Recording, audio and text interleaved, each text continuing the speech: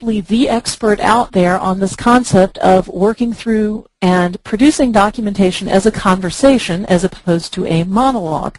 So the purpose of this webcast is to talk about the issues that arise and what this means when you have documentation as conversation.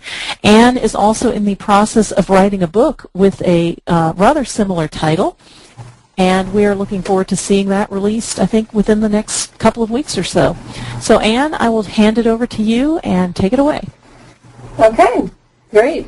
Thanks, Sarah, and thanks to Scriptorium for hosting this webinar. I hope the recording goes well, too, and I'm just glad to talk to you guys today.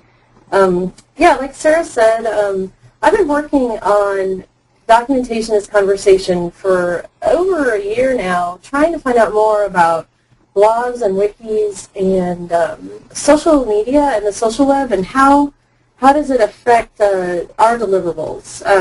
I write a blog at justrightclick.com, and my day job is as a senior technical writer at Advanced Solutions International, and we make the software that runs association management and events and for nonprofits, and the Society for Technical Communication uses our product. So I hope you like the web login, because that's something I document.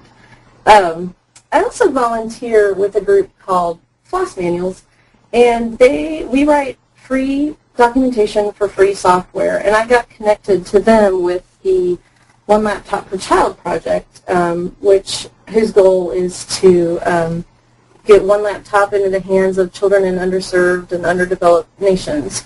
And because that's an open source project, the documentation happened to be in a wiki. So that's kind of been my apprenticeship, and that's some of what I'm going to talk about today. But I'm also going to take a step back and look at all of our roles and talk about what new roles might we take on. You know, there are plenty of good reasons for technical writers to try to avoid actual conversation with customers. We're not necessarily trained in diffusing an angry customer. We're not necessarily as skilled at troubleshooting a product. And there are plenty of reasons why, we should be intimidated and take a step back and really think about this before we start doing conversations with customers. But there are things that we bring to the table that are skills that are basic and classic, and we can all help with. These are not skills that are left only to young people. There's no generational problem with trying any of these things. You don't have to be an extreme extrovert. In fact, introversion may help you. And you might think that you have to have a lot of spare time to try Twitter and look at social bookmarking.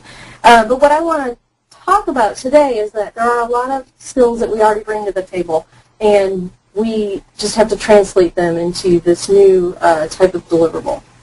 So I want to talk a little bit about the number one search engine optimization strategy.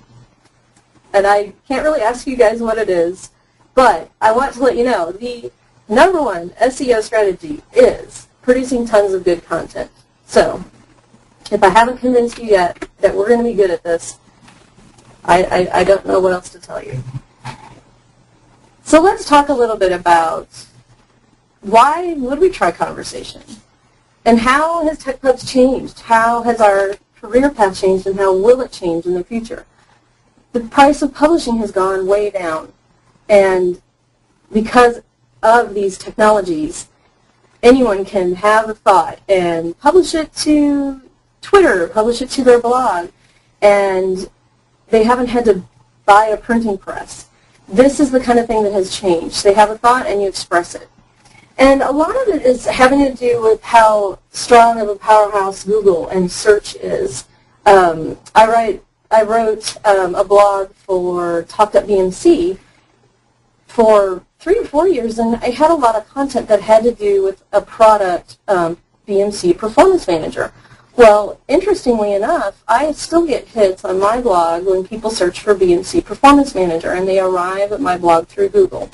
So I guess that's kind of what I'm talking about with searchability and findability. People may not be seeking a conversation, but instead of going to BMC's site or going directly to the online help, they went to Google, searched, and found my blog. Sometimes they even email me after they find my blog. So these are the kinds of things that I'm seeing that I want to make sure everybody knows about.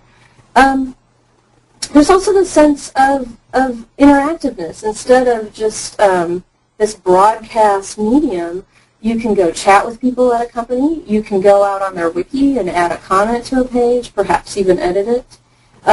There's also this idea that there's a different range available now. Instead of just standing on your soapbox and shouting, your range would be about 10 feet. You actually have the range of the internet itself, and it's pretty far-reaching. We've also gone from this kind of, I am the expert and I will tell you the best way, to this more community-based, let's try to figure it out together, and that's where the author's role changes, and I'll get into this a little bit later as well, because I have some ideas about an author's role.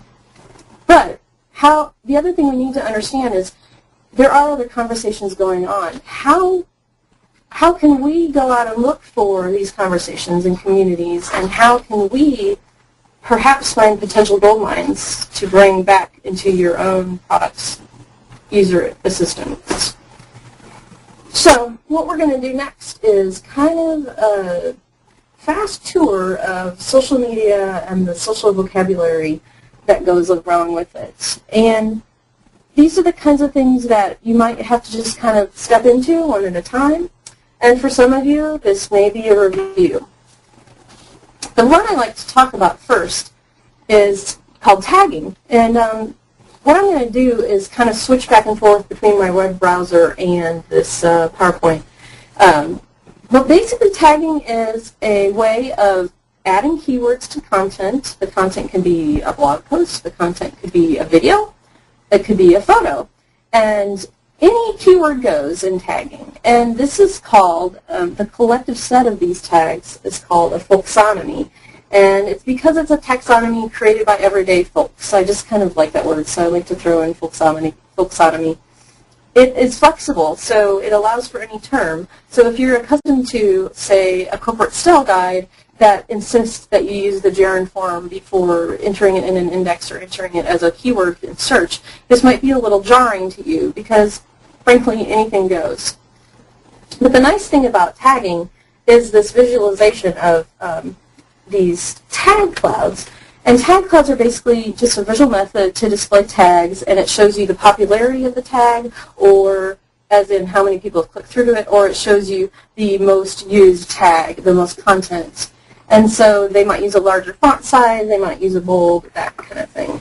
So I'm going to switch over to my browser now to look at some of these tags, and I think there's about a 5-second delay, so I'll make sure you guys catch up. And Sarah, just holler on chat if anything doesn't look right. So basically, this is a set of tags in the social bookmarking site called Delicious. And it's really useful. I didn't know how useful social bookmarking was until I really dove in and started trying it.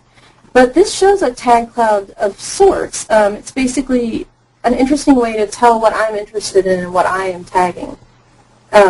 Another interesting way to look at your bookmarks or at your tags is a little thing called Wordle. And what this does is does much more interesting fonts and orientation of the words, but all of this still shows you that I'm really interested in writing, I'm interested in wikis, I'm interested in community. And hey, guess what? I'm interested in kids. So that, I think, is a really interesting visual tool. And you can also, this might give you another 5-second delay, but if you like to play around with words a little bit, you might be entertained by Wordle and clicking randomize. And all I did here was enter in my Delicious username and Gentle. Another area beyond tagging is this idea, and it's pretty broad and far-reaching, of shared content. So shared content is basically when you have a community that gets together and they upload things that they want to share with others. And I think a great example of this is the Lego website, clublego.com. And, you know, kids and adults alike can upload whatever interesting thing they created. This particular one shows a cat art pillar from a 10-year-old in Switzerland. I think that's really great. And another neat thing